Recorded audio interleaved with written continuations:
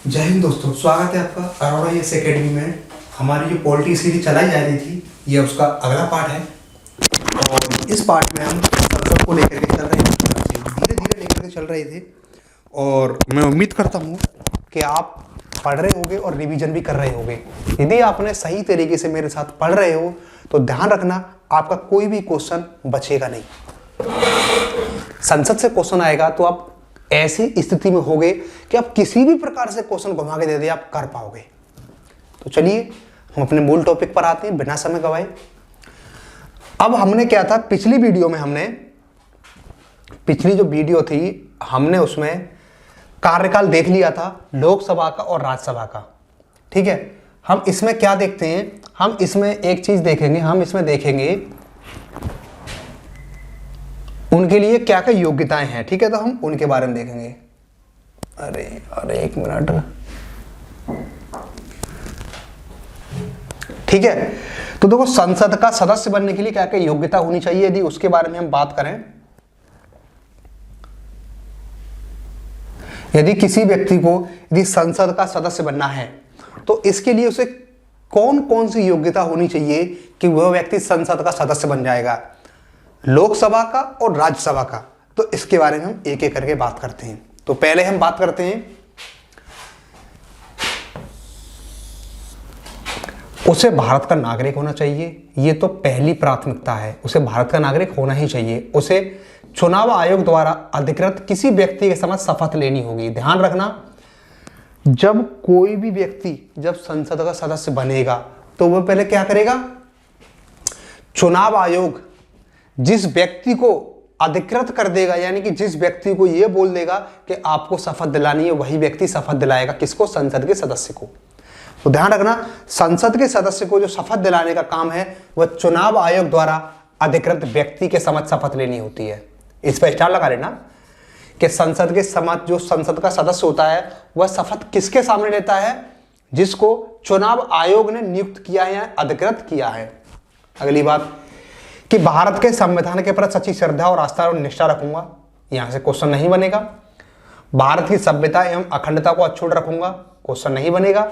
वही बात है कि सभ्यता रहनी चाहिए, हम अखंड हैं, हमको कोई खंडन ना कर पाए, ये सब वाली बातें हैं, ये शपथ वाली बातें सारी। अब बात आते हैं इंपोर्टेंट पोर्शन, स्टार लगा लेना दोनों पर। कैसे? राज्यसभा के लिए आयु कितनी होनी चाहिए? 30 वर्ष। यानी कि अगर कोई व्यक्ति यदि राज्यसभा का सदस्य बनता है, ठीक है, अगर कोई व्यक्ति यदि राज्यसभा का सदस्य बनता है तो उसके लिए कम से कम आयु 30 वर्ष होनी चाहिए और लोकसभा के लिए 25 वर्ष। इसका मतलब क्या है, अगर भारत का कोई भी व्यक्ति यदि 25 वर्ष का है और वह संसद का सदस्य है तो प्रधानमंत्री बन सकता है। इसका मतलब क्या है कि भारत में 25 वर्ष का व्यक्ति प्रधानमंत्री बनने के योग्य है। ध्यान रखें, इस चीज को लिख लेना चाहें आप कि जिस व्यक्ति की आयु 25 वर्ष है वह भारत का प्रधानमंत्री बन सकता है। अब और कुछ योग्यताएं हैं तो हम उनके बारे में चर्चा कर लेते हैं। अन्य अर्हताएं जो संसद द्वारा मांगी गई हो, यानी कि कुछ संसद ने भी अपनी कुछ की हैं। जो जन प्रतिनिधित्व अधिनियम 1991 में संसद ने कुछ अर्हताएं बताई हैं, यानी कि ये अधिनियम है एक जन प्रतिनिधित्व अधिनियम। ये कितना महत्वपूर्ण अधिनियम है, संविधान में जिसका सॉल्यूशन नहीं हो पाता उसका सॉल्यूशन कर देता है। कहीं कहीं जगह जो चुनाव के मामले में ये सॉल्यूशन अच्छे तरीके से कर देता है। कैसे कैसे? अब देखो, पहली योग्यता कौन सी बताई गई है, जनप्रतिनिधि अधिनियम के अनुसार वह उसी राज्य के मतदाता सूची में शामिल होना चाहिए जिस राज्य से वो चुनाव लड़ रहा है। लेकिन ये राज्यसभा के लिए खत्म कर दी गई है, यानी कि अगर कोई व्यक्ति जिस राज्य से चुनाव लड़ रहा है उस राज्य की जो सूची है, ठीक है, जो मतदाता सूची है उसमें उसका नाम होना चाहिए। लेकिन राज्यसभा के लिए ऐसी अनिवार्यता 2003 में खत्म कर दी गई है। ठीक है, अब लोकसभा के लिए बनी हुई है। यदि कोई व्यक्ति जिस डिस्ट्रिक्ट से चुनाव लड़ रहा होगा, जिस राज्य से चुनाव लड़ रहा होगा, उस राज्य की मतदाता सूची में उसका नाम होना अनिवार्य है। लेकिन ध्यान रखना, राज्यसभा के लिए ऐसा कोई भी प्रावधान नहीं है। एक मिनट,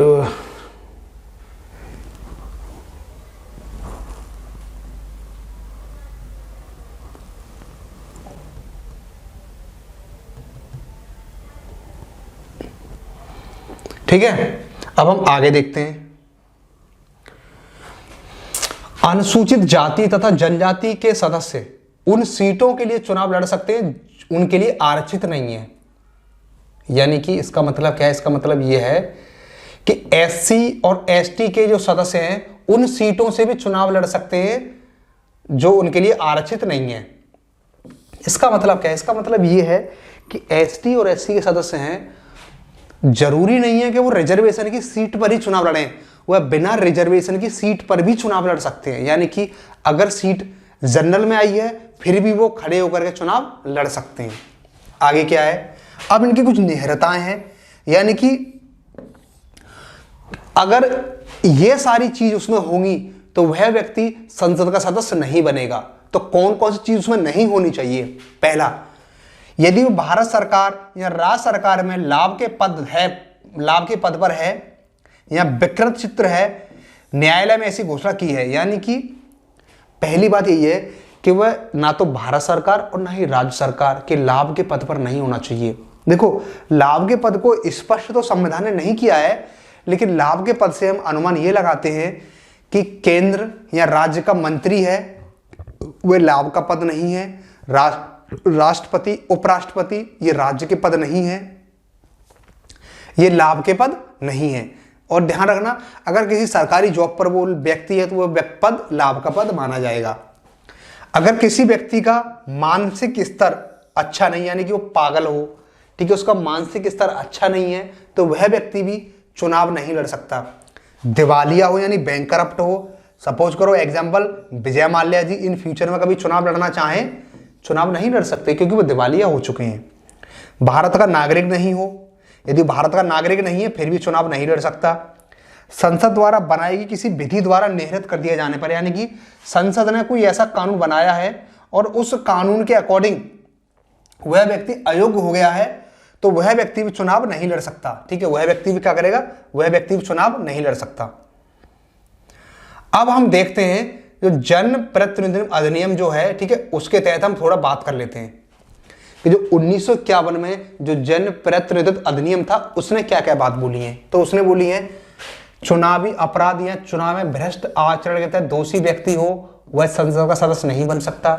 यानी कि जिसने चुनाव के दौरान उसने गलत आचरण अपनाया, यानी उसने गलत काम किया हो। दूसरा, उसने कोई अपराध किया हो, चुनावी अपराध किया हो, पेटी चुराई हो, वोटिंग की पेटी चुराई हो, या फिर जबरदस्ती वोटिंग करवाई हो। यदि पता चल जाता है तो कार्रवाई हो करके यदि वो व्यक्ति चुनाव लड़ रहा हो तो वह व्यक्ति भी अयोग्य माना जाएगा संसद का सदस्य बनने के लिए। इतनी बात क्लियर हुई।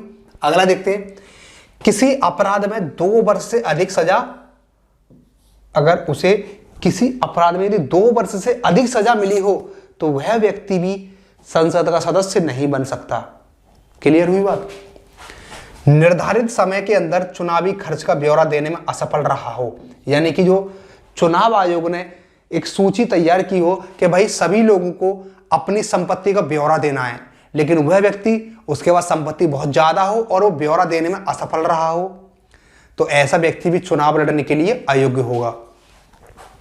उसे सरकारी ठेका, काम या सेवाओं में दिलचस्पी ना हो, यानी कि ऐसा व्यक्ति संसद का सदस्य ना बन जाए जो सरकारी ठेका में इंटरेस्ट रखता हो।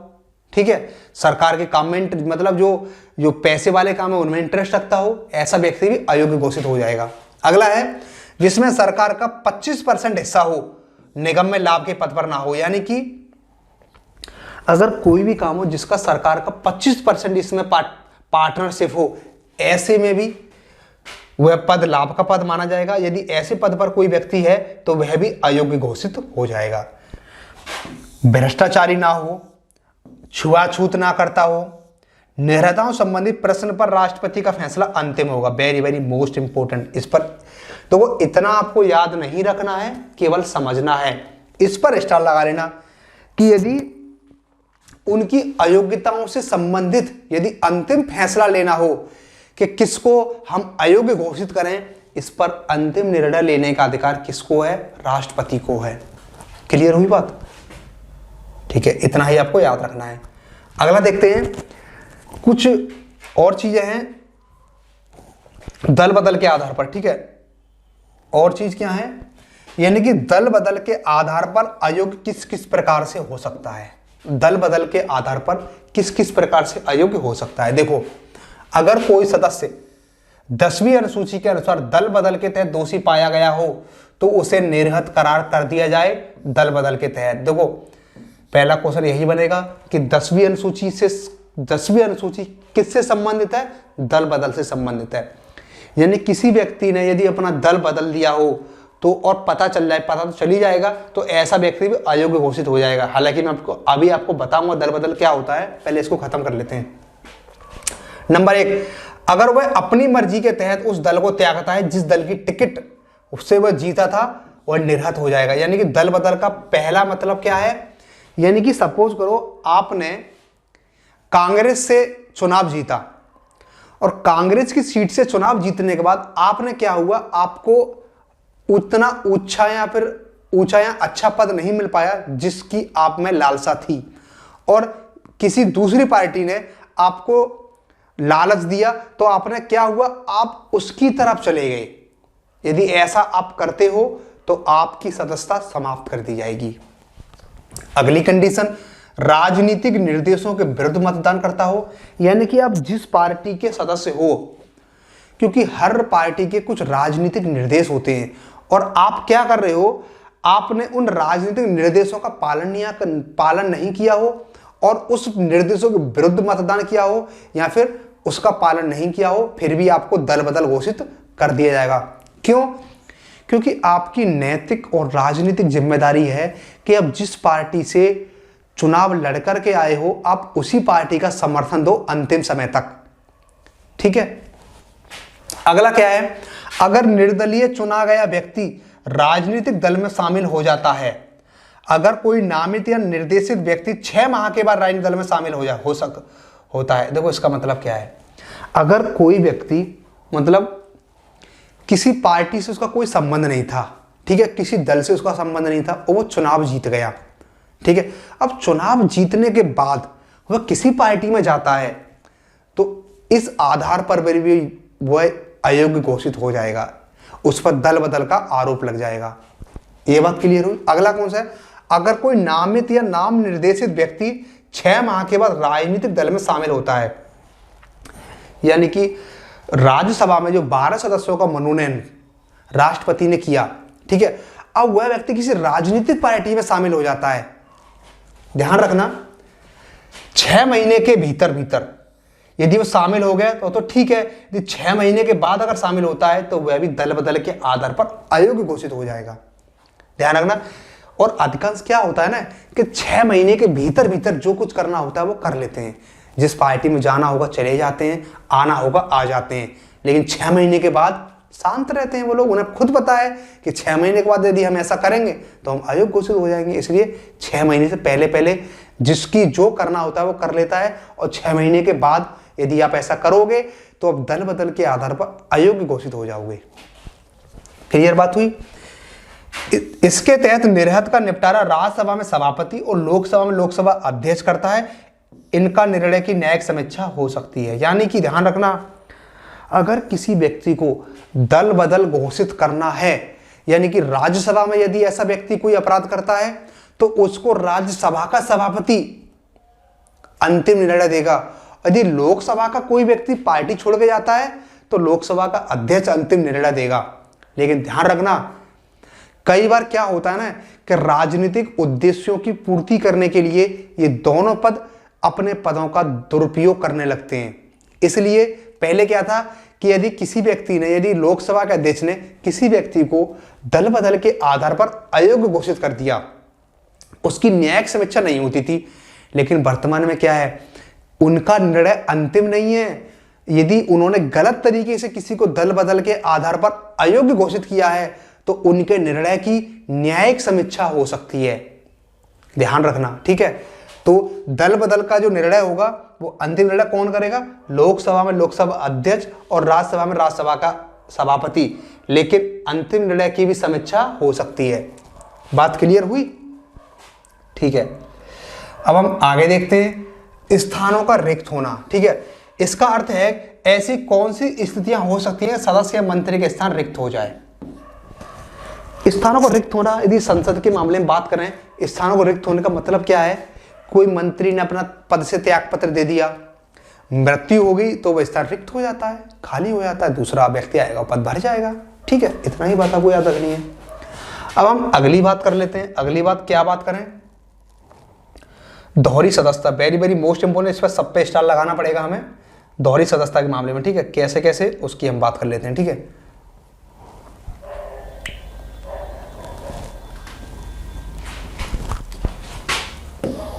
अगर कोई व्यक्ति, सपोज करो कोई व्यक्ति ऐसा हो जो राज्य के विधानमंडल का भी सदस्य हो, यानी कि विधायक भी हो, और लोकसभा का सदस्य भी बन जाए, यानी कि संसद का सदस्य भी बन जाए, तो ऐसी कंडीशन में क्या होगा? वह दोनों पद पर तो नहीं रह सकता।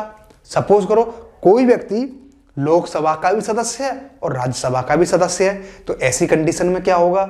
सपोज करो कोई व्यक्ति एक ही सदन में 2 बार चुन लिया गया हो, ऐसी कंडीशन में क्या होगा? तो इन सब स्थितियों का, परिस्थितियों का निपटारा करने के लिए स्पष्ट प्रावधान कर दिए गए हैं। कैसे?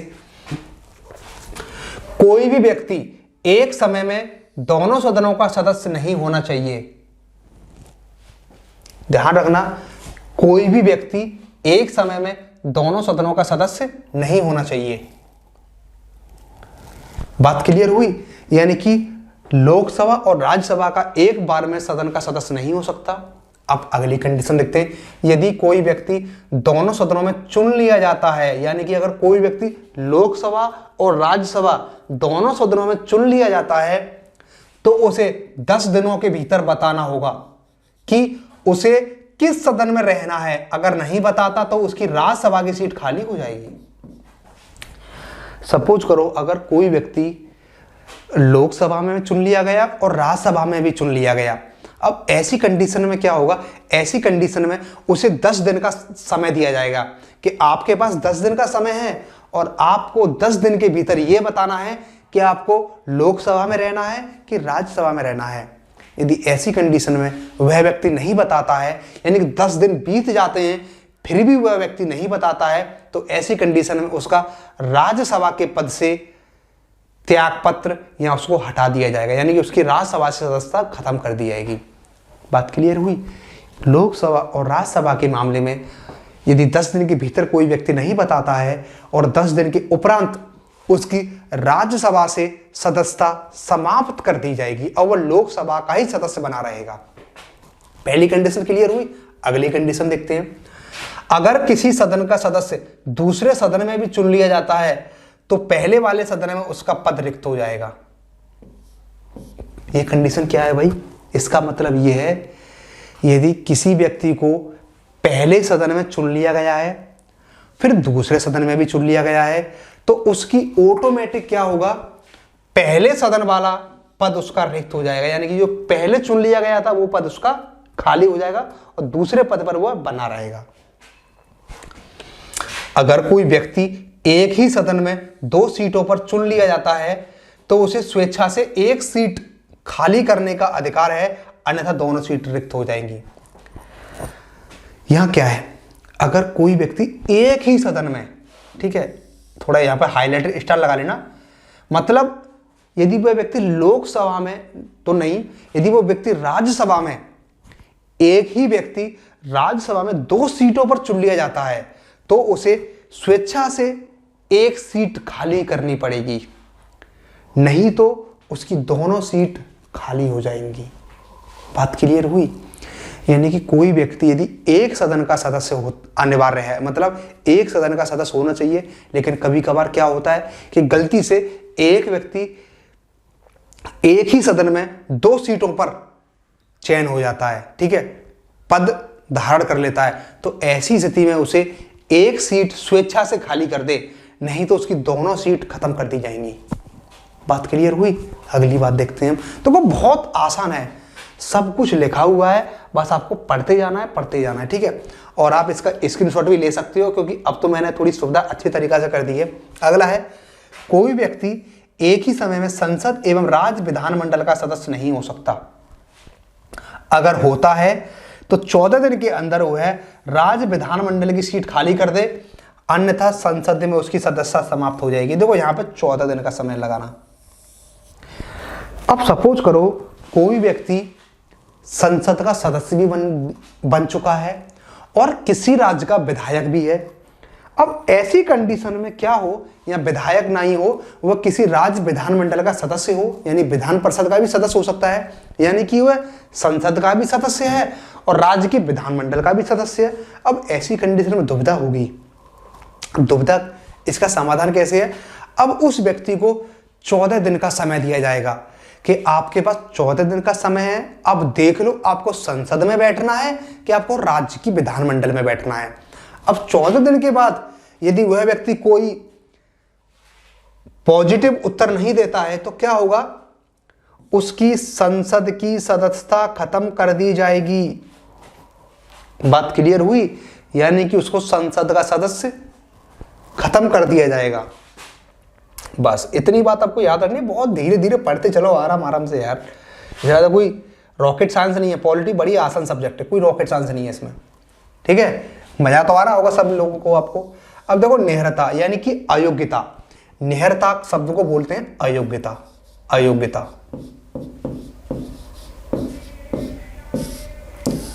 इसका मतलब क्या है?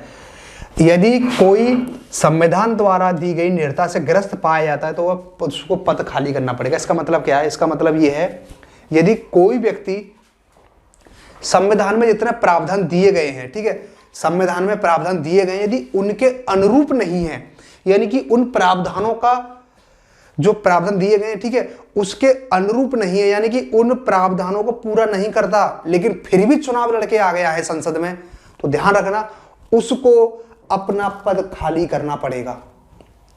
क्लियर? ऐसा नहीं है कि आप एक बार चुनकर आ गए तो आप जो चाहो वो कर सकते, नहीं। यदि आप चुनकर भी आ गए हो और फिर भी यदि आप में योग्यता नहीं है उस पद के लिए, संसद में बैठने के लिए, फिर भी आपको पद खाली करना पड़ेगा।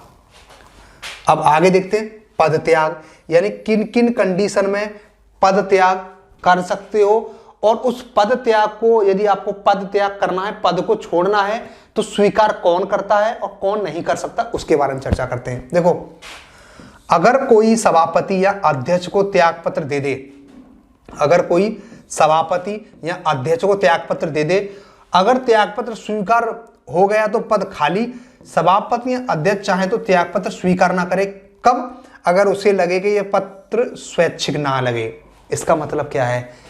यदि संसद का कोई सदस्य, संसद का सदस्य, ठीक है, यदि पद को खाली करना चाहे, ठीक है, पद को खाली करना चाहे, और ऐसी कंडीशन में अधिकार किसको है कि उसके पद को खाली कर दे, तो ध्यान रखना लोकसभा में लोकसभा अध्यक्ष को है और राज्यसभा में राज्यसभा के सभापति को है।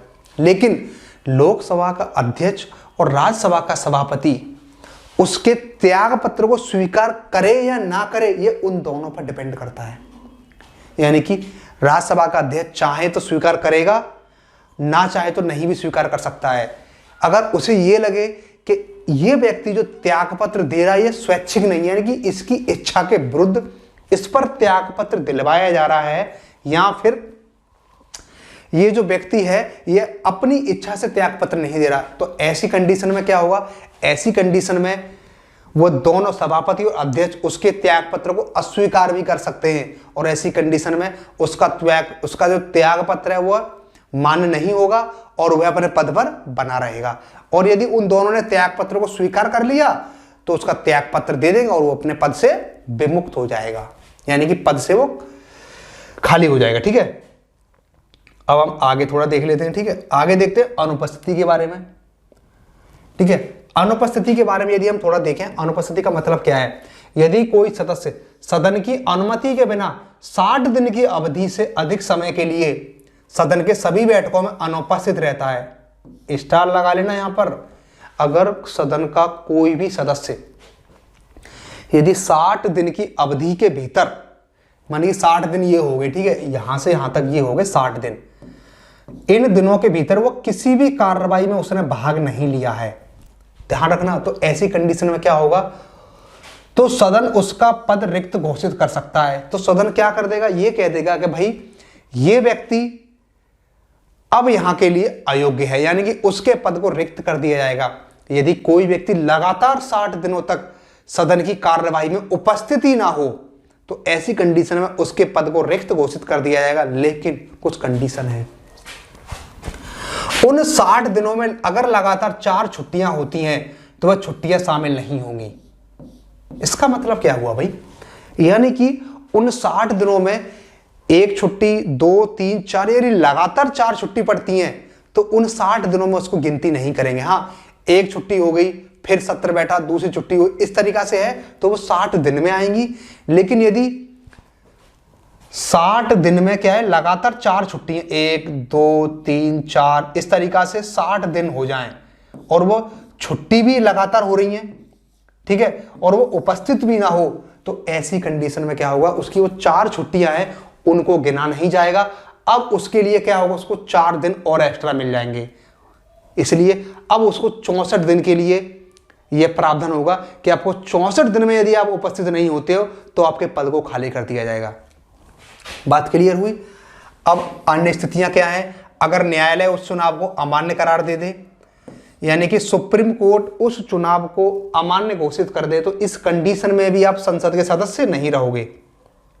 ठीक है, अगला देखो, यदि उसे सदन द्वारा निष्कासित कर दिया जाए, यदि वह ऐसी हरकत कर दे, अवमानना कर दे अध्यक्ष की, तो ऐसी कंडीशन में यदि उसको निष्कासित कर दिया जाएगा।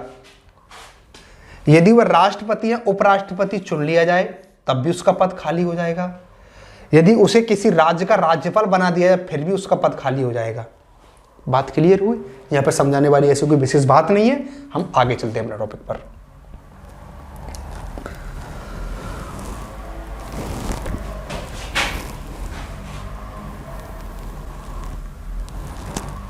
अब आप देखते होंगे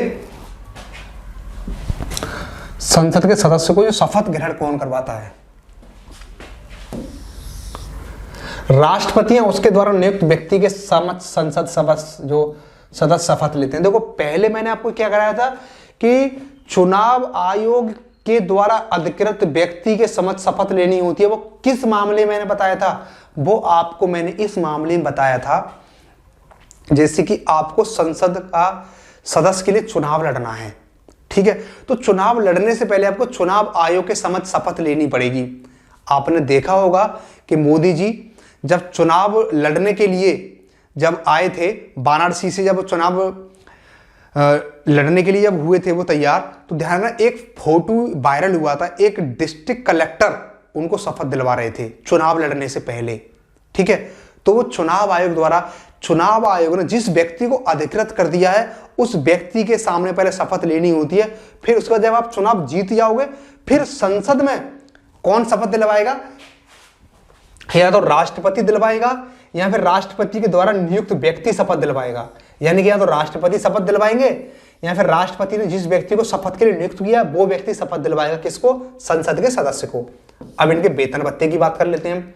संसद के द्वारा निर्धारित भत्ते और वेतन लेने का अधिकार है, यानी कि संसद ने जितना वेतन भत्ता निर्धारित कर दिया है उतना ही वेतन भत्ता मिलने का। संविधान में पेंशन का कोई प्रावधान नहीं है, ध्यान रखना। संसद के सदस्य के बारे में संविधान ने तो कोई बात नहीं बोली पेंशन की, लेकिन इन्हें पेंशन मिलती है। अध्यक्ष सभापति के वेतन भी संसद द्वारा निर्धारित किए जाते हैं, यानी इनको पेंशन मिलती है, लेकिन संविधान ने उल्लेख नहीं किया है। ये राजनीतिक उद्देश्यों की पूर्ति के लिए पेंशन का प्रावधान कर दिया गया है। ठीक है, अब आगे देखते हैं। संसद के पीठासीन अधिकारी, very very most important section, कि संसद के पीठासीन अधिकारी कौन कौन होते हैं उसके बारे में बात करेंगे हम अगली वीडियो में। हम लोकसभा के अध्यक्ष के बारे में बात करेंगे, उपाध्यक्ष के बारे में बात करेंगे, राज्यसभा के सभापति उपसभापति के बारे में बात करेंगे। ठीक है, तो यहीं पर हम अपनी वीडियो को समाप्त करते हैं और आप इस वीडियो को देखिए अच्छे से। चलिए ठीक है, थैंक यू।